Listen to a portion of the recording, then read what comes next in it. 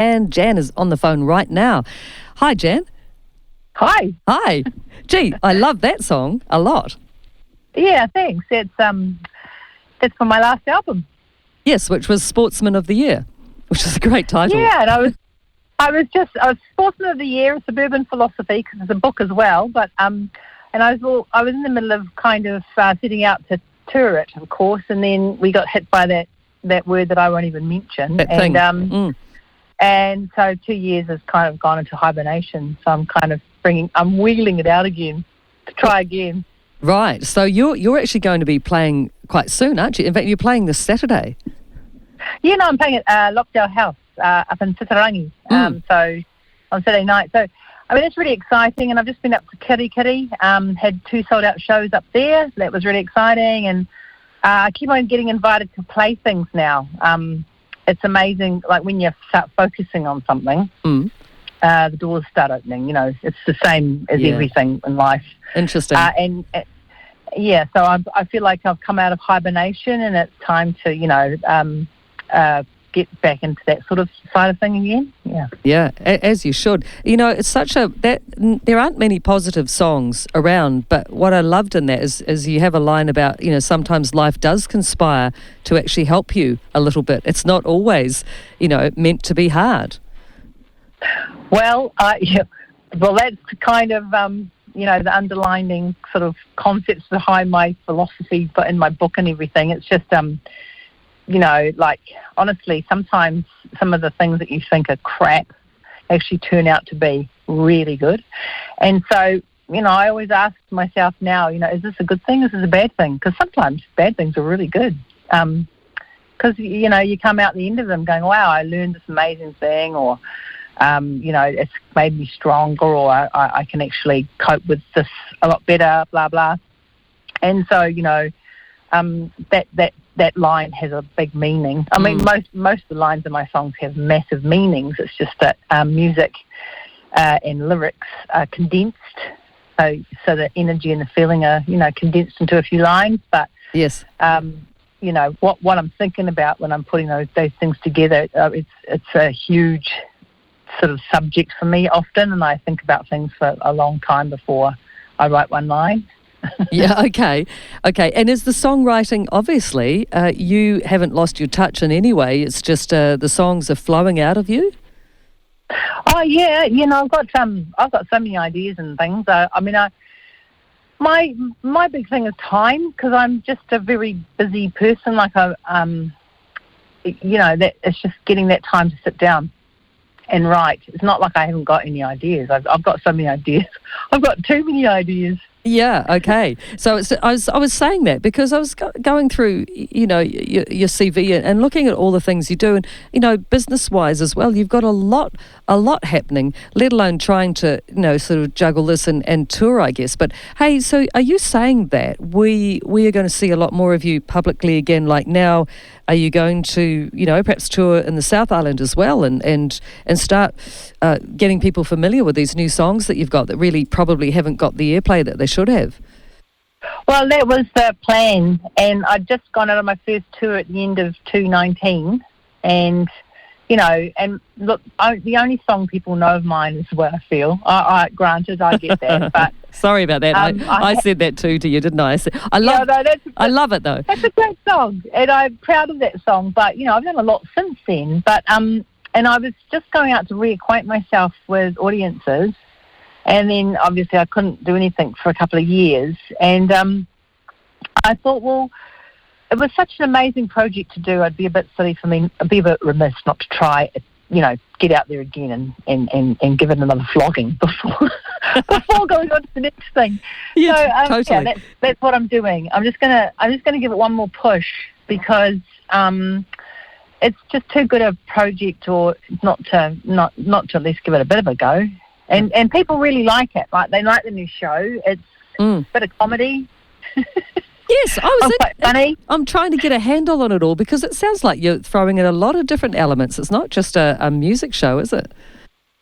Oh, no. Well, see, Sportsman of the Year is a book, and I made it into a book because, look, I'm old, okay? I'm ancient. I get that. No, you're not. And, No, well, no, it's fine. I accept it, but you're often sort of not seen. And I thought I'd blow theirs. I'm not going to be not seen. So I wrote a book to go with my album, and it did really, really well. It was on the charts. I was next to Billie Eilish for a little while, and I didn't even have a record company, a big record company sort of marketing me. So I did, the book done very well. I had to do a reprint. And it's mostly my, long-term fans that have always kind of supported my projects. But sometimes you've got to do things to get a bit of attention. I thought that was a good way to do it, and it did. Yeah, well, this is the thing, and I love your email, which first alerted me to what you were up to these days. And the headline's "Fortune favours the bold." How true? Well, that's something I really do believe, and sometimes you think you're completely and utter bonkers when you throw yourself out there. But, there's no one's coming to help me. No one's coming to save me. I've got to actually get out there and throw myself at life myself. Mm-hmm. And that's one thing I learned very later on, that, it's up to you to get out there. No one else is actually that interested in what you're doing. You've got to be the one that's pushing it. Pushing yourself, totally. Yeah, and it's kind of independence that I really like now, because I think before I was always like waiting for people, and I'm waiting for their acceptance, or waiting for them to, show me what to do, or, waiting for an industry that, it's just waiting. And I thought, no, I'm not waiting anymore. I'm going to get out there and do it myself. Yeah, and isn't that the great thing about getting older? Like you mentioned that you're old, but you're probably not that old. But old enough. I'm as old as today, really, because yes. age is just a number, but you do get a bit boxed in, and I don't like that, because I was just I was with my father yesterday. He's 88. He's bounding up these bloody hills to go and patch sheep, like a 15-year-old. And he's so sprightly. I'm so proud of him. And he said, the only problem about getting older is all the old people.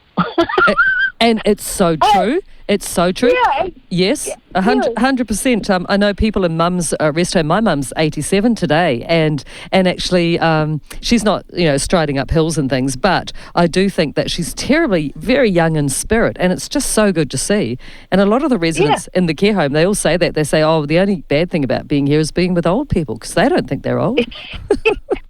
That's right. So I figure that age is a number, and that I've only got today. I'm only promised today, and today is the day I've got. So it doesn't actually really matter how old I am, and I that's what I really believe. Mm. It's just that it's other people that put you in boxes. That's the problem.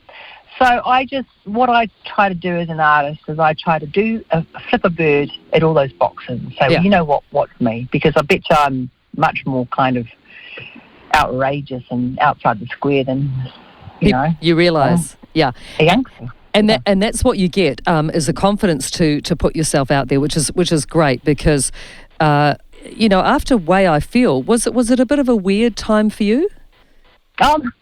Well, I kind of cover that in the book, because I flopped, man. I was given every opportunity you could possibly imagine. It was a major record label sort of deal. I thought I was home and hosed. I thought, oh my God, how easy is this music career, man? I am, I'm going to be rich and famous, and boy, did I bomb. Right. But it's fine, because life turned out really well for me. It's turning out really well. It's turning out well because it's still going, obviously, but I have the perfect, best life I could ask for, and I'm grateful for every single thing in it. And I wouldn't change a thing, and I wouldn't want, I'm glad I didn't, go off and be a rock star, because life's better for me than it ever has been. Interesting. Because you, even though you're quite busy still with lots of companies and things and initiatives, you still have time to smell the roses? Is that what you're saying? I'm actually growing roses. I've got into the garden. I'm a really keen gardener. I'm just learning, though. That's spooky. That's spooky that I picked up on that. Maybe we've got this telepathy. I'm thinking roses when I see you. I know. but it's about I'm really looking at nature for kind of inspiration, because the more I look at human beings and the weird shit we've been through in the last couple of years, and watching what's happened with everybody, I think we're a lot closer to nature than we even give credence to. And that to me is a really exciting phase for me. So gardening actually teaches me how to deal with life and people better, if that makes any sense at all. Yes, it does. It makes perfect sense. Yeah, it does. And plus, it's a grounding thing to do, isn't it? Yeah, and it's also, like, for me, because some of the work I do, it just takes months to finish, It just goes on and on and on. It's not my art stuff, it's my business stuff. And gardening is like, you do it and you work really, really hard, and then you put everything away at the end of the day and it's done. True, right? true, yes. Finish the job. That's right. And it's good. But and that kind of gives me a day of completion, so that I can actually go, well, that was nice. And then you can sit back and watch things grow, but a garden's never finished. Yeah. And that's kind of neat too, because you kind of and it's changing, and it's True, with the seasons. Yeah. Yeah, no, it's just wonderful, and it just calms me down, and it's probably my biggest fix at the moment, just watching that. But yeah, that's nice. It's a nice story. Do you actually have land? Like, you're not back out west again, are you? No, God, I'm in the suburbs of bloody Auckland. I've got a bit of green out the back. But my dad always said to me, don't start a garden unless you've got time to look after it. So it was a little bit of grass, and now it's a little bit of plants. But I had this amazing walnut tree, and it blew over about 3 years ago when that big storm hit. Wind went the other way and everything fell over. And everything fell apart. That's right. We lost power, and it was a little bit mad.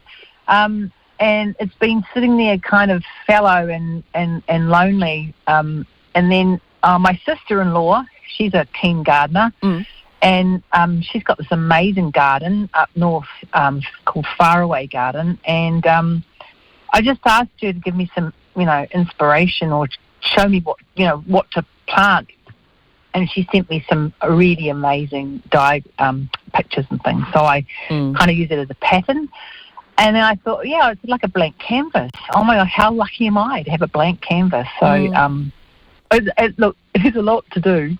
If you look at it, it looks a whole lot of dirt. But to me, I can see it. It's beautiful, but it's not there yet. No, you can visualise the end picture, and it's kind of like a little journey that you do, in your spare time. Yeah, and I got a wheelbarrow the other day, so I'm quite excited about that. That was probably one of the most exciting purchases I've actually got for many years. That's pretty better than clothes, better than shoes. Wheelbarrow. That's pretty funny, Jan. I think that's one of the funniest things I've heard. So, musician gets excited about wheelbarrow purchase, which is cool. Have you been pushing it around? You just sort of so good that you can put dirt in there and move it around. That's my uni-wheel friend. Oh, that's hilarious. When the world's against me, my uni-wheel friend is still there. It's a really good quality one. It's made in New Zealand. I can't remember the brand, something green, I think. And it was just awesome. But it will be with me for life. Yeah, of course it will. You and your wheelbarrow. And I'm quite forever. Excited. I love it. Maybe it'll wheel me out as well. Who knows? Oh, that's brilliant. So I've got to ask you, because, I wonder whether you felt that, you remember when Mikey Havoc voted you Fox of the Year or something in 1998 or whatever, and, everyone thought... 1950. No, everyone thought you were a babe, and, you were a perfectly marketable, musician, because, well, you were... you're an attractive woman. And do you think that was a blessing or a curse in some ways in the music biz? Did it make people pigeonhole you? Well, the weird thing is I didn't actually know that. I didn't see it.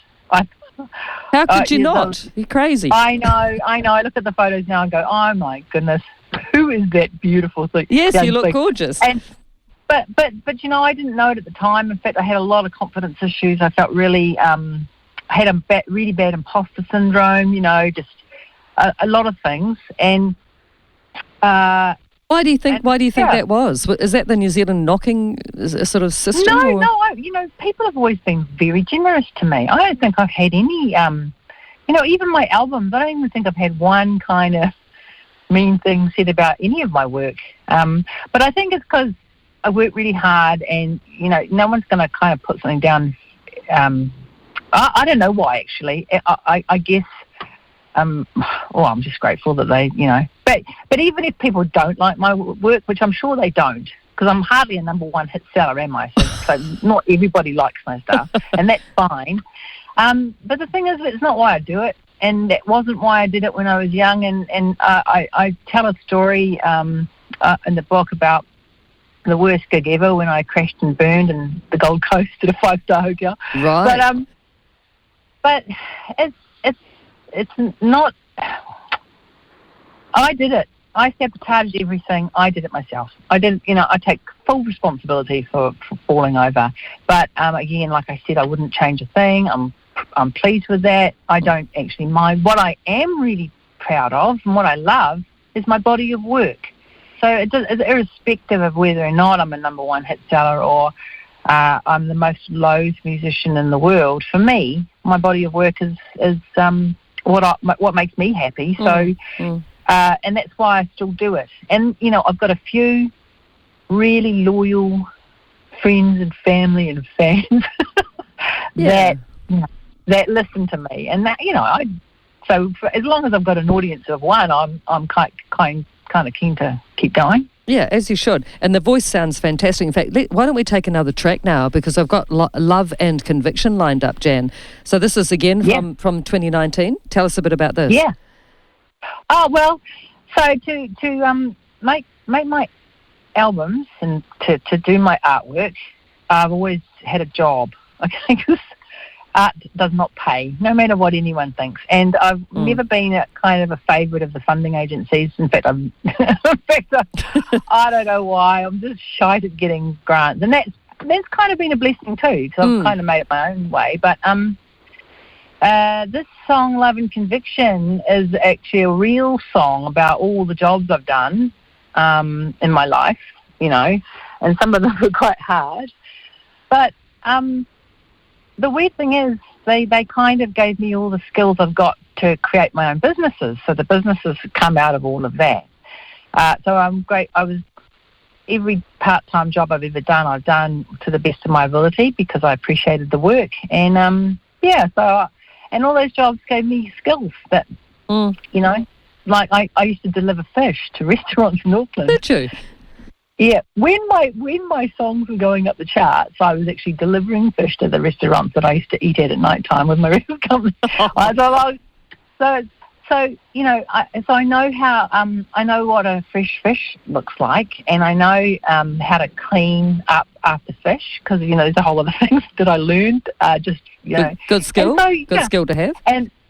And one of my songs, Melazine, that's directly related to working in that environment. So, Melazine's one of my favourite songs too. So, you see, you can either look at things like, I've got to work to pay for my art, it's really bad, gosh, poor old me. Or you can say, actually, this can inspire my work. So, no, I've never had a problem working to pay for my art. It's been fine. Yeah, no, you've got an incredible attitude. So let's play the song Love and Conviction, and you stay on the line. I'll be right back, Jan.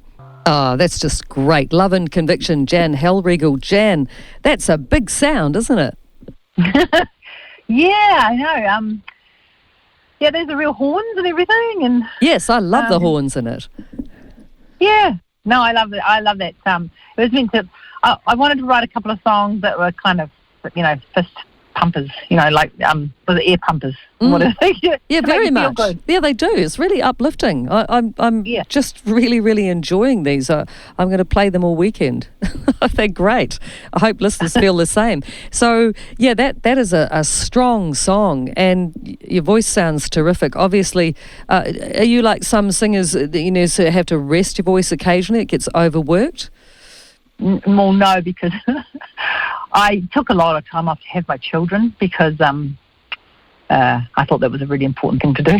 Yeah. And I didn't sing for a while.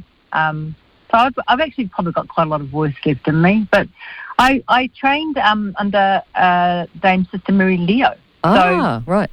And I didn't go to the school. I didn't go to St Mary's School, but I went to Henderson High School, actually. Of course you did. You're a Westie gal.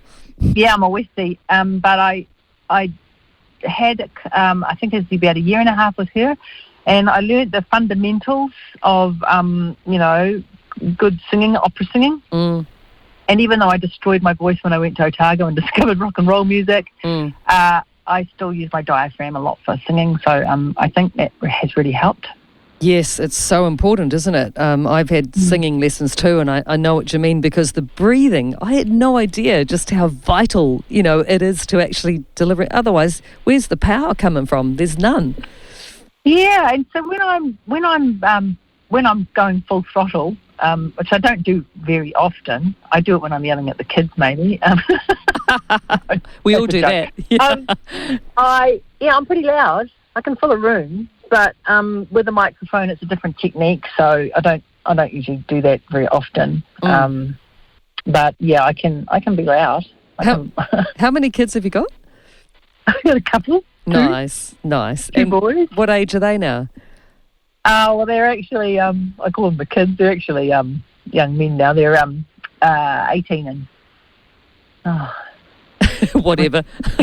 20. Yeah, 18 and 20. And are they musical? Well, yeah, they're both musical. Absolutely.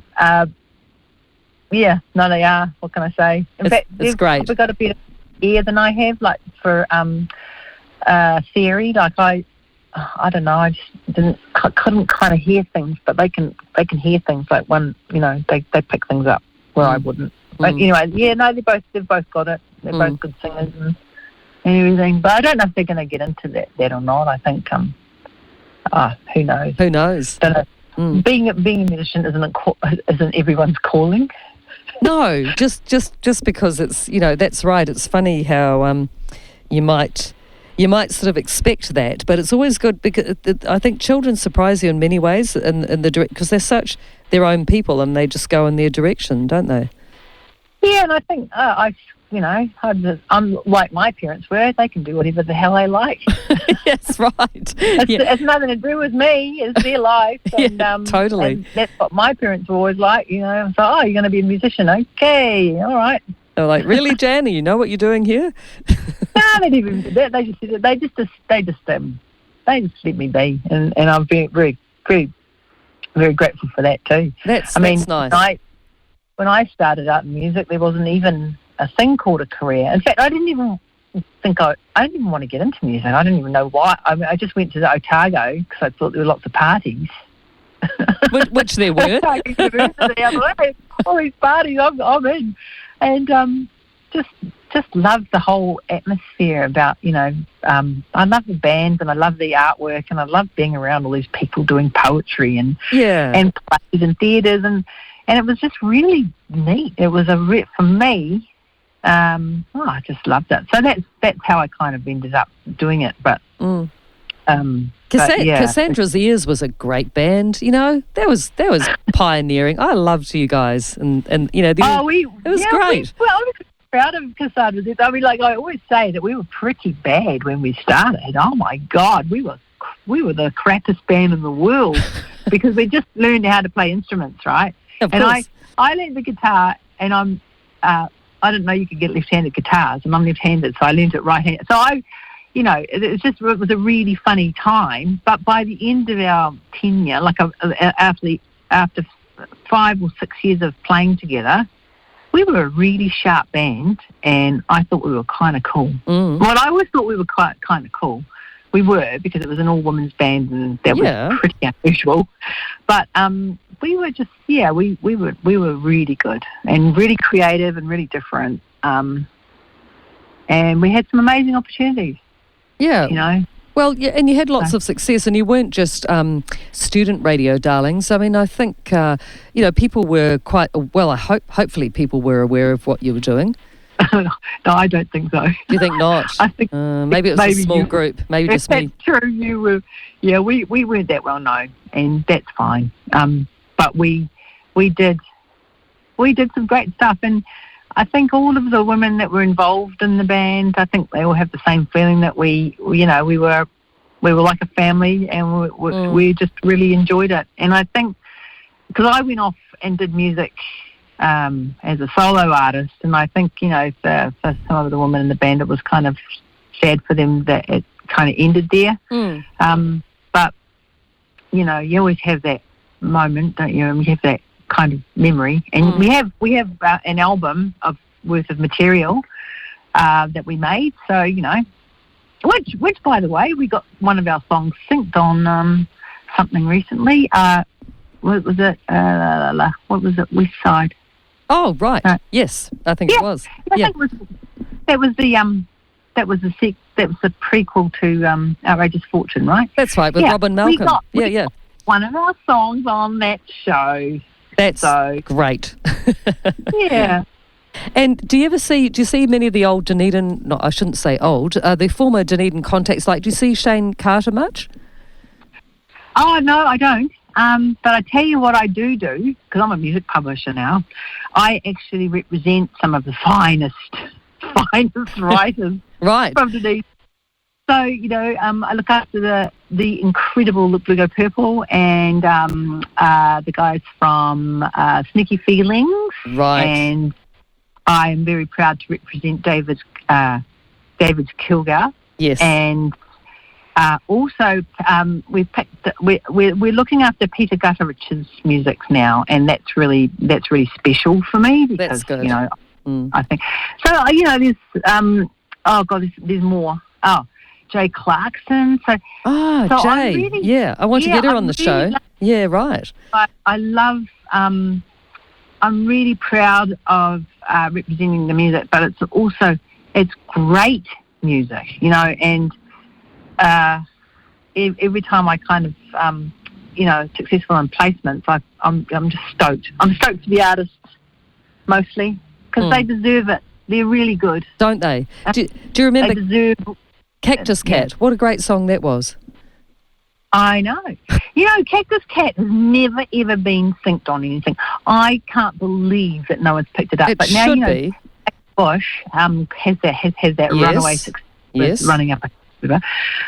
Well, you see, people should get with the program. These songs are good forever. They're not just good in their day. They're great songs forever. And there's whole new generations of people that still love great tracks and good songs. And so I say, live a little, get out there and actually find some of the stuff, because it's still really, really good. You put it in films and TVs and commercials. So that's what I try. That's what you do. It's fantastic that you're nurturing and looking after the Sneaky Feelings, a great band. I know. I think Matthew Bannister's got something coming out soon. Good. So, just really, really good. I mean, for me, it's kind of like, if I had a perfect job, music publishing's kind of it. Well, it would be for someone like you with a passion. It's just fantastic. I have to say, Jay Clarkson, she was in Breathing Cage, and my brother Greg was in that band actually, and they won an award years ago called the Rhineck Rock Award. Do you remember? Yes, I remember. That was brilliant. Breathing Cage were a good band, and then and that's kind of how I know Jay, and I think she's a really special artist, and again, is probably someone who should have won a lot more acclaim really for her work, but she's continuing to write and perform, and that's great. Yeah, I think so, and I think, look, awards are funny things, or being acclaimed, because like I work with people that are weren't even born when I was doing it. Oh, God, and so if I won awards, what do they care? They're doing their own thing now, and so I'm like, well, it's not that important. It's nice for me, but again, why do you do it? Do you do it because you want to get an award, or do you want to do it because you want to do a good job? And I think someone like Jay's the same. She's just a great artist. She'll keep writing and making things and doing things. Yes, yeah, wonderful. Well, like yourself, and I just want to. We actually have to wrap this up soon, which is a real shame. But I just want to say to people. So this weekend, of course, you'll be. Is that sold out? Did you say the Titirangi show? Oh, I think that the tickets are going really well. I don't think it's sold out yet. I hope it does, though. Come on, come out, everybody. Let's do another plug then. So it's Saturday night. Lopdale House. Yeah. Lopdale House. And I'm playing with Cat Tunks. Yes. And it's my new show. So I play the piano a lot and guitar, and there's a bit of comedy, a bit of this and that and the other. And also, it's a really good show. Yes. Like I went down really well. I've only done it a couple of times. That's how new it is. Well, it's great because it sounds full of variety. How do they get tickets? I think they're on oh goodness, I should have actually considered this. I think they're on Event Finder. But look, here we go. I can tell you. I'm just looking at. Let's have a look. Good. Is it going to say Lopdale House? It is Event Finder. Yes, it is. Yeah. Mm-hmm. Yeah, and I think as far as I know, there's a few tickets left, but they but no one notified me to say it's sold out. So Okay, great. But I would say reserve, maybe not walk up, because you don't want to miss out on this fabulousness. You do. Absolutely not. Jan Hellriegel, you're an absolute star, and we're going to be playing The Way I Feel just before the news at the top of the hour, but I've got another interview lined up, so let's leave it at that. But can we catch up again in a month or so, and maybe a couple of months, and see where you're at, and we could do another music chat, because you've got a lot of you've got a lot going on. I know, because I could talk about lots of things, not just about myself. I mean, I love talking about myself, but I can talk about you name it, I can talk about it. And as long as it's to do with either small business or music, I'm But I'd love to. That would be really nice. So would I, Jan. And I've appreciated this time today, so thank you so much. Thank you so much, and I hope you have a fantastic Matariki weekend. Enjoy it. I know, it's very exciting, isn't it? It's great, yeah. It's fantastic. Well, take care of yourself, and we'll catch up soon. Yeah, you too. Jan, thank you.